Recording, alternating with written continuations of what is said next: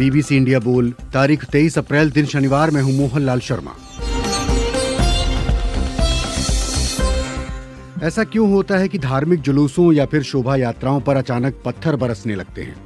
एक समुदाय दूसरे के खिलाफ नारेबाजी करता है और फिर भीड़ उत्तेजक हो जाती है।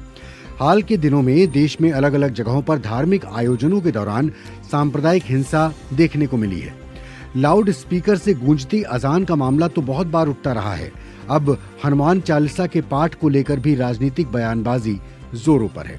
तो आज इंडिया बोल में इसी पर चर्चा कि सांप्रदायिक तनाव का ये माहौल आज अचानक बना है या फिर कुछ और वजह है। कैसे इससे बचा जा सकता है? रखें अपनी राय, मुफ्त फोन करें 1811-7000 और 1800-102-7001 पर। आप सुन रहे हैं बीबीसी हिंदी सेवा का कार्यक्रम इंडिया बोल। स्वागत, अभिनंदन। फेसबुक और यूट्यूब पर सुन रहे समस्त श्रोताओं का पहले मुख्य समाचार।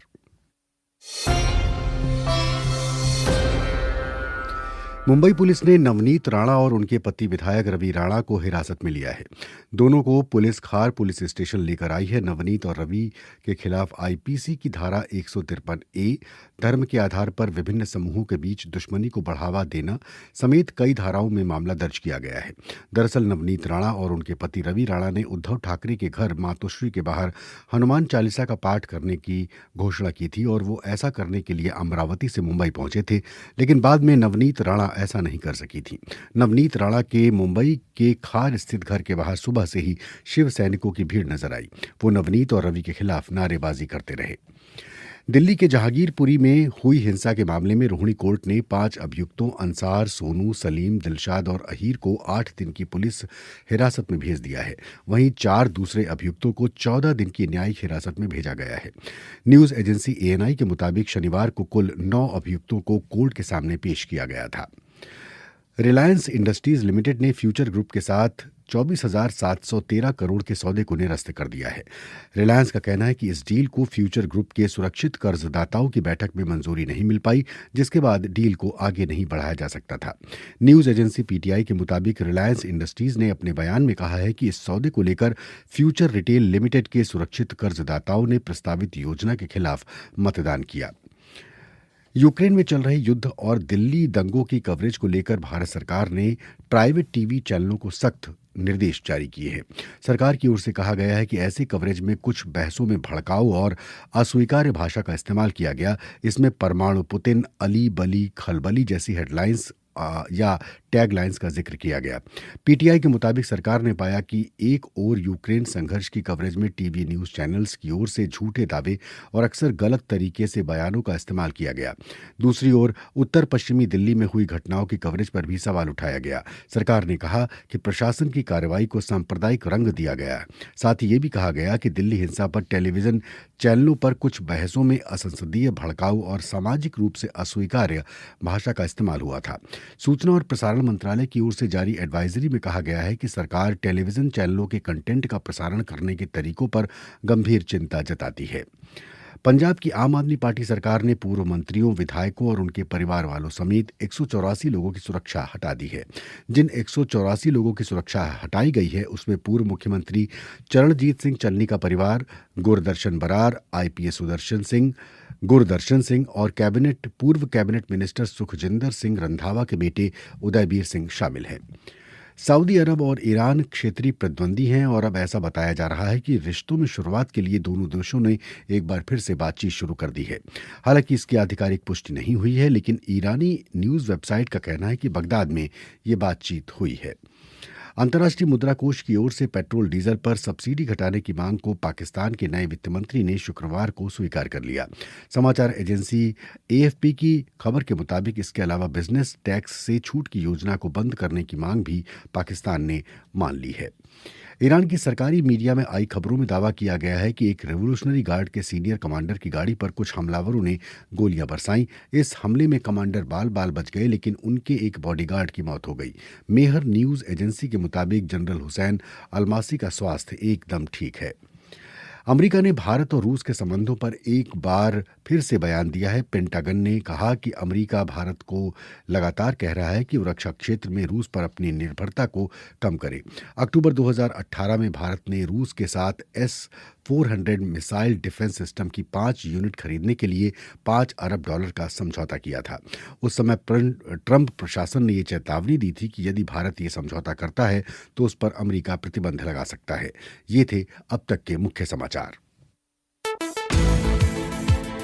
नेता बोले, अफसर बोले, पैसा बोला, बंदूक बोली, अभिनेता विलेन बोले, नहीं बोल सके तो बस आप। अब इंतजार खत्म, जुबान पर लगे ताले खोल। BBC इंडिया बोल। तो शुरू हो चुका है हमारा साप्ताहिक कार्यक्रम BBC इंडिया बोल। हमारी टेलीफोन लाइनें खुली हुई हैं। स्वागत, अभिनंदन आपका इस BBC इंडिया बोल कार्यक्रम में। नंबर आपके लिए मैं एक बार फिर से दोहरा देता हूं, 1811-7000 और 1800-102-7001। विषय भी एक बार दोहराता हूं, सांप्रदायिक तनाव का ये माहौल आज अचानक बना है या फिर इसके पीछे कोई साजिश है, और इससे बचा कैसे जाए। इस कार्यक्रम में मैं सबसे पहले मंच आप श्रोताओं के हवाले कर रहा हूं। मेरे साथ कुछ श्रोता मंच पर शामिल हो चुके हैं, उनसे संपर्क साधते हैं। जी, नाम बताएं कि कौन है मेरे साथ। सर नमस्कार। नमस्कार, कौन बोल रहे हैं? सर मैं गुजरात से आमरण गांव से डीके परमार बोल रहा हूँ। जी परमार साहब, आपका बहुत बहुत स्वागत है। कहें अपनी बात। Thank you very much sir. जी। ये धार्मिक बखेड़ा धार्मिक मुखिया लोगों को देश बांटने के लिए ही करते हैं, पोलराइजेशन के लिए करते हैं। धर्म इंसान के लिए है, इंसान धर्म के लिए नहीं है। ये लोग लाखों करोड़ों में जायदाद लेकर बैठ जाते हैं। आम आदमी बहुत परेशान है। आज सांसदों, MLA, नेता लोगों को काम किया है, धार्मिक बखेड़ा करने का काम ही है। संसद के लिए क्या, किस लिए चुनकर जाते हैं? हमारा महान देश को ये लोग बर्बाद करने को तुले हुए हैं। बर्बाद करने पर तुले हुए हैं। टोल्स्टॉय ने सर कहा है, अगर किसी धर्म मुल्क को बर्बाद करना हो तो धार्मिक बखेड़ा में डाल दो। ये लोग सब ऐसा काम करते हैं। जी बहुत बहुत शुक्रिया परमार साहब, बहुत बहुत शुक्रिया। आपने बहुत पते की बात कही। आपने टॉल्स्टॉय का जिक्र किया और उनका उदाहरण दिया। ईश अनंत आर्या कह रहे हैं कि जब राजनीति व्यक्तिगत स्वार्थ पर लक्षित होती है तो उसका परिणाम अराजकता के रूप में उभर कर आता है। एक टिप्पणी मैंने शामिल कर ली। आज मेरे साथ इस कार्यक्रम में एक बहुत ही महत्वपूर्ण गेस्ट इस कार्यक्रम में शामिल हो रहे हैं। आप उनका नाम जानते हैं, बहुत सारे लोग उनसे परिचित हैं, आप उनकी आवाज़ जानते हैं। मेरे साथ इस कार्यक्रम में शामिल हो रहे हैं कि पूर्व पुलिस कमिश्नर दिल्ली पुलिस के अजय राज शर्मा। आप मेरठ के SSP रह चुके हैं, अलीगढ़ के SSP रह चुके हैं, और इस तरह की बहुत सारी चीज़ें आप देख चुके हैं अपने कार्यकाल के दौरान। मैं आपसे सीधा सवाल ये पूछना चाहता हूं कि ये होता कैसे है? मतलब ये माहौल अचानक बन जाता है या फिर कैसे हो, मतलब इसकी टाइमलाइन क्या होती है? हेलो जी अजय जी, मेरा सवाल ये है सवाल ये है कि ये घटनाएं होती क्यों हैं? साजिश के तहत या अपने आप घट जाती हैं, अचानक घटती हैं? देखिए, ऐसा है कि ये तो पार्टीशन के दिनों से ही हिंदू और मुस्लिम में एक बीच में बहुत बड़ी खार आ गई है, जिसके वजह से छोटे से भी कोई बात हो जाए तो सांप्रदायिकता जो उनमें बढ़ जाती है एकदम से। और बहुत सारी सब ऐसे किस्से हुए हैं जिसमें छोटी सी बात के ऊपर बहुत बड़ा दंगा हो गया और कई लोग उसमें मर गए। पुलिस को गोली वोली चला के सिचुएशन काबू करनी पड़ी। मैं एक छोटा सा इंसिडेंट आपको बता रहा हूँ जी, अलीगढ़ का। हाँ। अलीगढ़ में कुछ जगह हैं जहाँ पे सब्जी की दुकानें सड़क के किनारे लगती हैं, बहुत जगहों पे लगती हैं। तो वहां पे एक गाय सब्जी खा रही थी, तो एक बकरी ने आके उसकी सब्जी खानी शुरू कर दी। तो गाय को गुस्सा आ गया, उसने उसको अपने सींग मार दिए और उसको चुड़ैल कर दिया। अब गाय थी हिंदू की और बकरी थी मुसलमान की। खाली इसी बात पे झगड़ा हो गया। और वो पूरी सांप्रदायिक एक राइट बन गया उसका। तो अब आप ये सोच सकते हैं कि इतनी छोटी घटना से एक बड़ा बलवा हो जाए। इसका मतलब ये है कि समाज में सांप्रदायिकता के बीज हर वक्त मौजूद है, और अगर जो समाज में शरारती तत्व है जिनका काम है सांप्रदायिकता को बढ़ाना, ऐसे इंसिडेंट मिलते हैं तो उसको बलवा बना देते हैं। जी मैं आपके पास आऊंगा। एक श्रोता को मैं जगह दे रहा हूँ। नाम बताएं, कौन बोल रहे हैं आप? जी सर प्रणाम। जी नमस्कार, कौन बोल रहे हैं? जी सर, राकेश दुबे सुल्तानपुर उत्तर प्रदेश से बोल रहे हैं। जी राकेश दुबे जी, अपनी बात रखिए। जी सर, इस मुद्दे पर हमें कहते हैं कि भारतवर्ष की दशा इस समय बड़ी दयनीय है।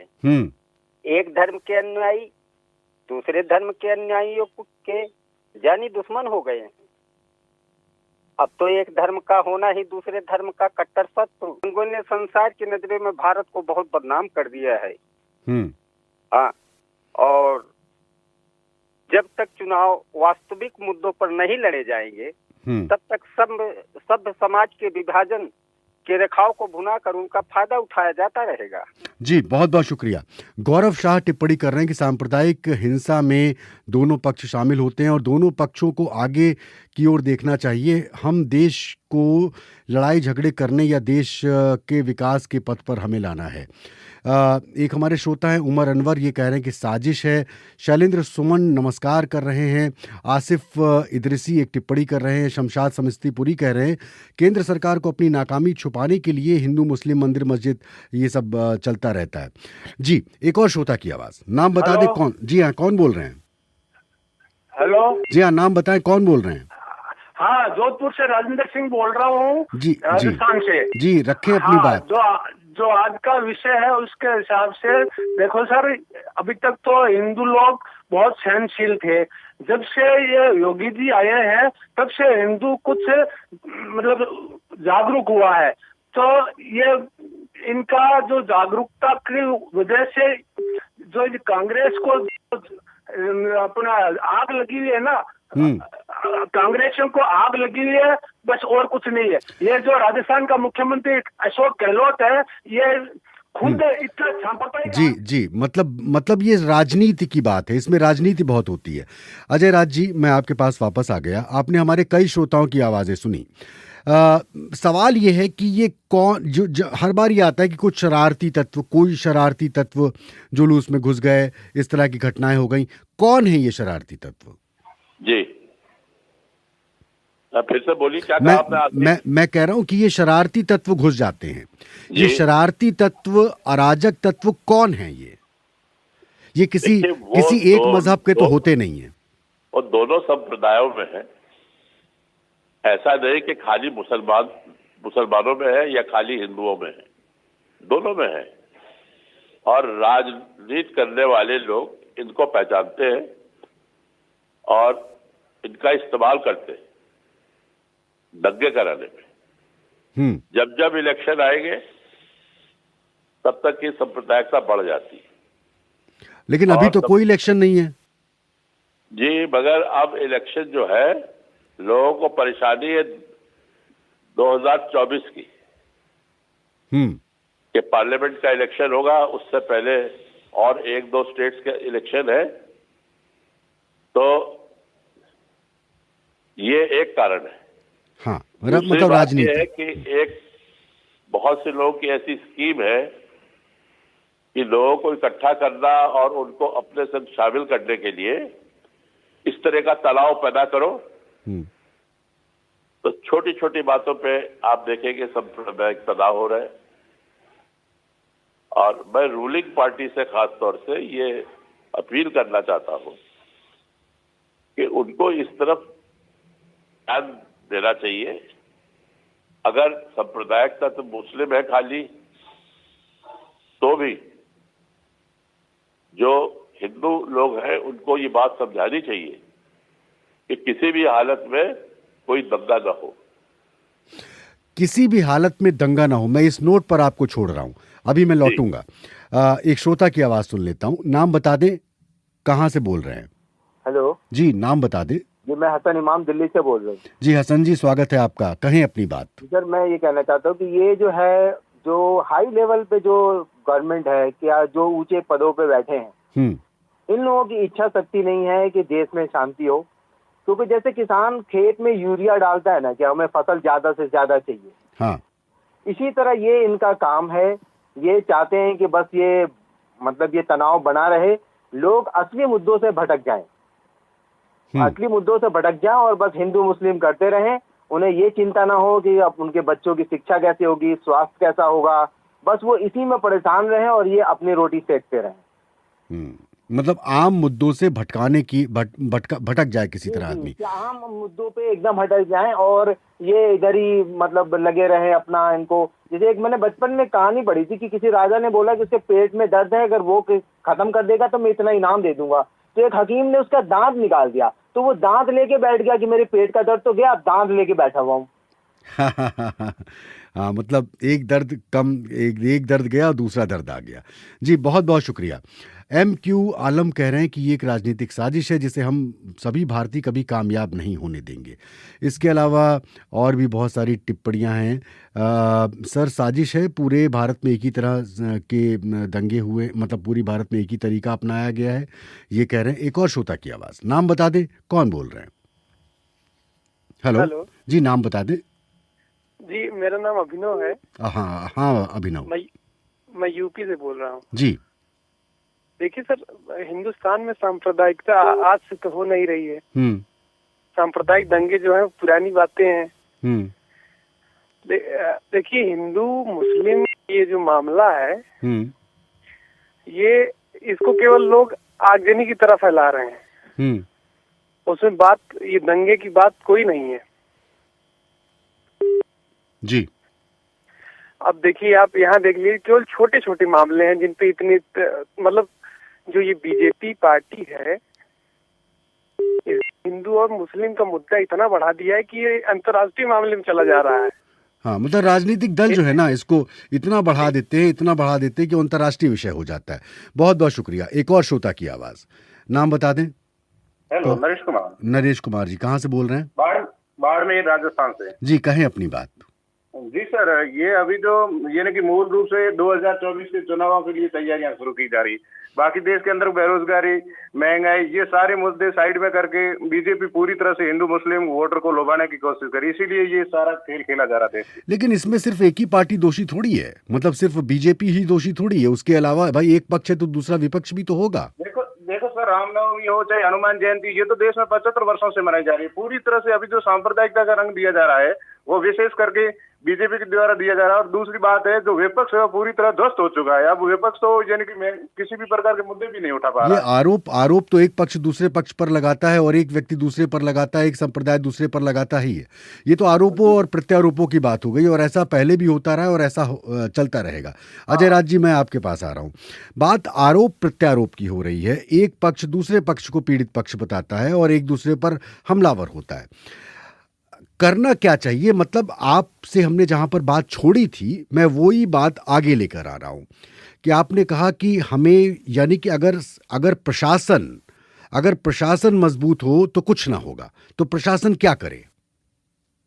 नहीं, प्रशासन को बड़े निष्पक्ष तरीके से देखना चाहिए कि कौन लोग इसके लिए जिम्मेवार हैं। कभी मुस्लिम लोग होते हैं और कभी हिंदू लोग होते हैं। तो जिसको भी वो पाए कि इनकी तरफ से ये दंगा शुरू हुआ था, तो उनके खिलाफ बड़ी कड़ी कार्रवाई होनी। लेकिन इस तरह की जांचों में निकलता तो कुछ नहीं है। आपने भी बहुत सारी जांचें की होंगी, इन्वेस्टिगेशन की होगी। ऐसा बात नहीं। हाँ, जब चाहेंगे तो निकल आएगा। मतलब आप ये कह रहे हैं कि इच्छा शक्ति होनी चाहिए। इच्छा शक्ति होनी बहुत जरूरी है। और मैं खाली आजकल की सरकार के लिए नहीं कह रहा हूं। जो भी पार्टी सरकार बनाती है, ये उसका दायित्व है। जो सत्ता में है। बीजेपी के टाइम में नहीं हो रहा है ये सब। जब कांग्रेस की सरकार थी तब भी होता था खूब। और शायद उनके टाइम में और बड़े दंगे हुए। कई जगह पर। तो जो भी पार्टी आती है पावर में उसको देखना है, क्योंकि जब भी दंगा होगा तो आरोप जो पार्टी इन पावर होगी, रूलिंग पार्टी होगी, उस पे लगेगा कि साहब ये कुछ नहीं करते और इस वास्ते ये हो रहा है, और पुलिस पे लगेगा। पुलिस पे तो लगेगा ही लगेगा। तो यही दो लोग अफेक्ट होते हैं इससे ज्यादा। हाँ हाँ जी, पुलिस क्या कोई कराए किसी की वजह से हो, कई पुलिस वाले सस्पेंड हो जाते हैं, कई उनके खिलाफ कार्रवाई हो जाती है। तो ये चीज अच्छी नहीं है, क्योंकि बाद बार इसमें पुलिस की कोई गलती नहीं होती। हाँ, मैं आपके पास लौटूंगा और पूछूंगा कि पुलिस क्या कर सकती है। एक श्रोता की आवाज सुन लेते हैं। नाम बता दें, कौन बोल रहे हैं? हेलो सर, नमस्कार। मैं शैलेंद्र कुमार सुमन बोल रहा हूँ जी। शैलेंद्र जी, मधुबनी जिला के बासुपट्टी प्रखंड से बोल रहा हूँ सर। जी जी जी जी, नमस्कार। कहें अपनी बात कहें। सर, मेरा आज के जो विषय है उस पे कहने का मतलब ये हो रहा है कि सर, जो सर आए हुए हैं उनको भी मेरा नमस्कार। हाँ। लेकिन सर जो कह रहे थे कि कांग्रेस की भी जो सरकार थे उसमें भी दंगा हो रहे थे, तो लेकिन सर ये एहसास इतना नहीं हो रहा था जितना ये 2014 के बाद हुए। 2014 के बाद सर देखिए, जो भी चुनाव होता है उसमें सिर्फ हिंदू खतरे में हो जाते हैं। लेकिन ऐसा क्यों होता है? और एक विशेष पार्टी द्वारा इसको इतना जोर दिया जा रहा है कि उसमें क्या होता है कि जो मुद्दा है वो भड़क जाते हैं। देश में इतनी महंगाई है, उसके बाद बेरोजगारी हो रही है, 3 साल से सर कोई जो वो वैकेंसी नहीं निकल पा रही है, तो उस सब का मुद्दा बिल्कुल हटा के सिर्फ हिंदू खतरे में कर देने से देश का माहौल कुछ राजनीतिक पार्टी द्वारा खराब किया जा रहा है सर। मतलब मूल बात ये कि राजनीतिक दल इसके जिम्मेदार है। एक और श्रोता, नाम बता दें, कौन बोल रहे हैं? नमस्कार सर, मैं हीरालाल राय तेलंगाना से बोल रहा हूँ। जी हीरालाल जी, नमस्कार। बहुत दिनों बाद आज आपसे बात हुई, कहें अपनी बात। सर देखिए, पुरानी कहावत है, मजहब नहीं सिखाता आपस में बैर करना, लेकिन राजनीति सिखाता है आपस में बैर करना। मस्जिद को तोड़ देते हैं, मंदिर को तोड़ देते हैं, इसको धर्म को लेकर जाति में रंगने की कोशिश कर रहे हैं। एक दूसरे जाति को लड़ाना है ना, और अपना सत्ता पाने के लिए सब पूरा षड्यंत्र रचा जा रहा है। ये अचानक घटना नहीं हो रही है, चाहे दिल्ली में या चाहे उत्तर प्रदेश में या और कहीं हो रहा है, वो अचानक नहीं, पूर्व नियोजित सुनियोजित तरीके से हो रही है घटना। पूर्व नियोजित तरीके से हो रही है। जी, बहुत बहुत शुक्रिया हीरालाल जी। एक और श्रोता, ये आवाज बहुत दूर से आ रही है, कौन बोल रहे हैं? मैं डिब्रूगढ़ असम से उमेश कुमार बोल रहा हूँ। डिब्रूगढ़ असम से उमेश कुमार जी, अपनी बात कहें आप। जी सर, ये अभी जो हमारे विशेषज्ञ साहब ने कहा कि ये इस तरह का माहौल बना दिया जाता है और लोग इसका राजनीतिक फायदा उठाते हैं ध्रुवीकरण कराने के लिए। अगर राजनीतिक इच्छा शक्ति मजबूत हो सर, तो इसे बिल्कुल भी रोका जा सकता है, लेकिन वो आंख बंद करके चुपचाप रहा जाता है। बिल्कुल कोई कुछ कहना नहीं जाता इसके बारे में, मौन धारण कर लेते हैं और बाकी लोग को भिड़ा दिया जाता है, आप लोग आपस में भिड़ते रहिए। और उनसे जैसे हम लोग जो मथनी से जो दूध दही महते हैं तो मक्खन निकलता है, उन्हें पता है सत्ता में जो बैठे हैं, इसमें तो बटर जो निकलेगा वो हम लोग के फायदे के लिए है। लेकिन बात ये कि देखिए, हम सब लोग इतने, हमारे श्रोता यहाँ पर बैठे हुए, हम सब लोग बात कर रहे हैं, सारे लोग यही कह रहे हैं कि राजनीति होती है, हम सब समझदार हैं, तो फिर ये क्यों होता है? सर, इसको रोकने के लिए जो प्रशासन कदम उठाना चाहिए वहीं ढील दे दी जाती है। जी, जो कदम उठाना चाहिए वहीं ढील दे दी जाती है। एक और श्रोता की आवाज सुन लेते हैं, नाम बता दें, कौन बोल रहे हैं? जी हाँ, नाम बताएं। मैं मोहम्मद शफी जम्मू कश्मीर से सर बोल रहा हूँ। जी जी जी, शफी साहब कैसे हैं आप? अपनी बात रखें आप। नमस्ते सर, बात ये है कि दंगे ऐसे कभी नहीं हो सकते। हिंदू और मुसलमान जो है ये आपस में एक जगह रहते हैं, हमारे यहाँ एक जगह रहते हैं, कभी दंगा नहीं होता। ये दंगे कराए जाते हैं। सियासी पार्टियां जो हैं दंगे के बगैर वोट कहाँ से हासिल करेंगी? वोट इनको कोई देता नहीं, काम इनसे होता नहीं, ना रोटी कपड़ा और मकान की जरूरत है लोगों को। अब ये लाएंगे कहाँ से, देंगे कहाँ से? इनके पास एक ऐसा जादू है, उस जादू को इस्तेमाल करते हैं, दंगा भड़काते हैं। एक बात सर, दूसरी बात मैं ये कहना चाहता हूँ, देश के जो मुसलमान हैं उनसे ये कहना चाहता हूँ कि आपको चाहिए सब्र से काम लेना चाहिए। मस्जिद कहीं नहीं जाएगी, मस्जिद की हिफाजत अल्लाह करने वाला है। आपको इन दंगों में कभी नहीं पड़ना चाहिए और खामोशी से आपने रहना चाहिए, और दंगे में कभी फसाद में कुछ नहीं मिलेगा। हिंदू मुसलमान सिख हताहत जो है जब तक हमारे देश में रहेगा तब ये बात जो है ठीक होगी। जी बहुत बहुत शुक्रिया। रघुवर कुमार सोनी कह रहे हैं कि दंगा को कराने वाले अराजक तत्वों को चिन्हित करके उन्हें कठोर सजा देनी चाहिए ताकि भविष्य में इस तरह का कोई सांप्रदायिक सौहार्द खराब न होने पाए। एक और श्रोता की आवाज, नाम बता दें, कौन बोल रहे हैं? हेलो। हाँ जी, नाम बता दें। सर मैं आजम हैदराबाद से बोल रहा हूँ सर। जी हैदराबाद से आजम बोल रहे हैं, कहें अपनी बात। सर मैं सिर्फ इतना ही बोलना चाहता हूँ, नॉर्मल पब्लिक बेचारा दंगे फसाद में रह जाता है, किसी बड़े आदमी का बच्चा तो खुद विदेश में रह जाता है। जब ये पब्लिक समझेगा तो ऑटोमेटिक कुछ ना कुछ तो फर्क पड़ेगा। एमपी एमएलए के बच्चे खुद विदेश रह जाते हैं, नॉर्मल पब्लिक बेचारा यहाँ पे दंगे में फंसा के बेचारा वही जेल में रह जाता है। जी मतलब फंसते जो है ना वो दूसरे लोग फंस जाते हैं। बहुत बहुत शुक्रिया। अब मैं आखिरी टिप्पणियों के लिए अजय राज जी आपके पास आ गया हूँ। हमने जो बात आपसे छोड़ी थी वो यहाँ पर छोड़ी थी कि पुलिस प्रशासन क्या कर सकता है और उसे क्या करना चाहिए। देखिए, पहली बात तो पुलिस प्रशासन जो भी करेगा उसके पीछे जो सरकार है, उस वक्त की जो सरकार है उसका सपोर्ट बहुत चाहिए। और एक दफा वो सपोर्ट मिल जाए फिर पुलिस ऐसा कर सकती है कि दंगा होगा ही नहीं। पुलिस को ये मालूम है कि समाज में सांप्रदायिक तत्व कौन है, उनके नाम है, उनका रिकॉर्ड है। उनको ये भी मालूम है कि ऐसे तत्व जो ऐसे मौके पर जब रायट होगा तो वो चाकूबाजी करेंगे, लूटपाट करेंगे, औरतों के साथ बदतमीजी करेंगे, दुकानें जलाएंगे। वो सब लोग अगर पिछले 20-25 साल का रिकॉर्ड देखा जाएगा तो मालूम हो जाएगा ये कौन लोग हैं। तो उनके जहां पे भी टेंशन हो ऐसे लोगों को पहले ही पकड़ के और प्रिवेंटिव एक्शन जो पुलिस कानून में है उसमें उनको डाल देना चाहिए जेल में।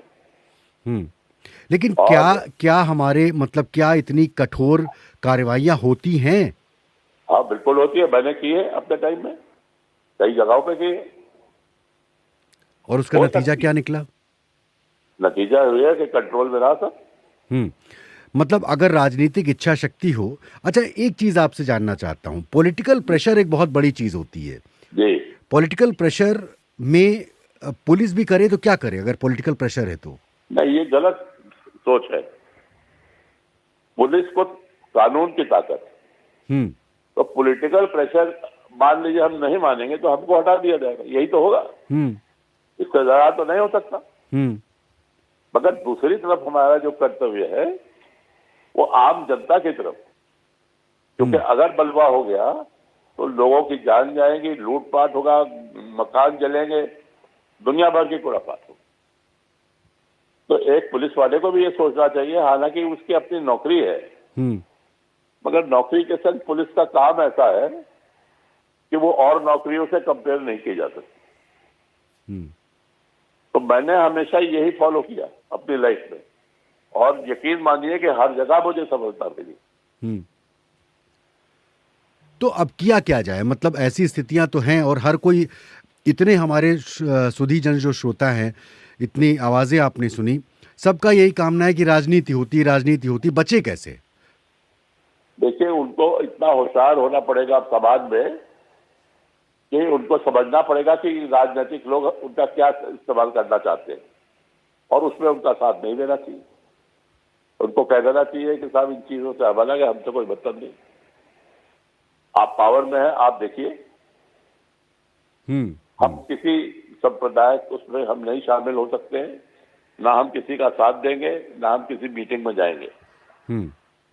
मतलब हम ऐसे किसी काम में शामिल नहीं होंगे। कर लेगी हाँ, तो सरकार, ये पॉलिटिकल पार्टी भी बेकार हो जाएगी। और उनको ये देख लेना चाहिए कि कौन बहुत सांप्रदायिकता में पड़ रहा है, उसको वोट कभी न दे। मतलब तो ये कुछ चीजें हैं। इसमें पब्लिक का, समाज का भी एक बहुत बड़ा हिस्सा है। हाँ। और उनको जो करना चाहिए उसको पहचानना चाहिए। समाज को खुद जागरूक होना चाहिए और खुद अपनी चीजें समझनी चाहिए कि भैया वो इन सब चक्करों में ना पड़े, तभी बच पाएंगे।